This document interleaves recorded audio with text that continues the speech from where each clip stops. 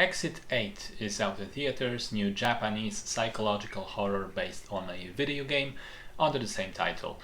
The concept is incredibly simple. A man tries to exit a subway station and finds himself trapped in a repeating series of the same two corridors. There are instructions on the wall of one of them that he needs to find exit 8. And to do so, he has to look very carefully for any anomalies. Anything out of the ordinary, he should turn back and go in the other direction. Everything looks okay, everything looks normal, he should proceed.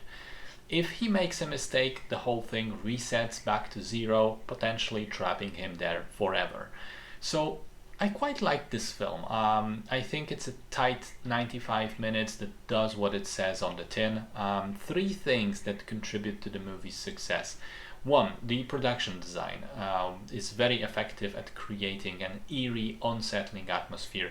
It's definitely not a horror film with jump scares and ghosts. It's more of a slow-burning, creepy thing. Two, the camera work is fantastic. Most of the film is shot in these long, unbroken takes that follow the character around and put you right there in the room with him. I think if the movie had more cuts, it would feel a bit like cheating, whereas by doing these, even sometimes pretend long takes with hidden cuts, you buy into these infinite corridors much more. And three, I think it sets up an interesting story on top of the concept, which as far as I'm aware, not having played the game myself, is something that wasn't present there. The game didn't have a plot per se.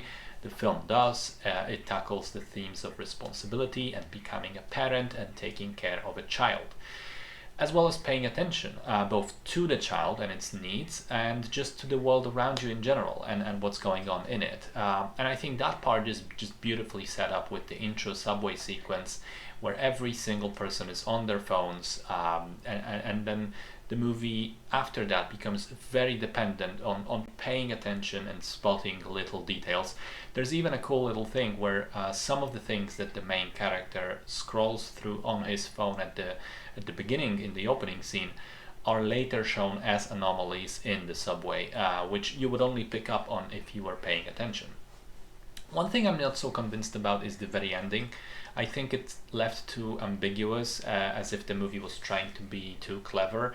And I tend to like ambiguous endings, but in this particular film, I think we earned a definite answer to the question whether the character was able to undergo meaningful change and growth or not. And I think we don't quite get that. But otherwise, it's a solid movie.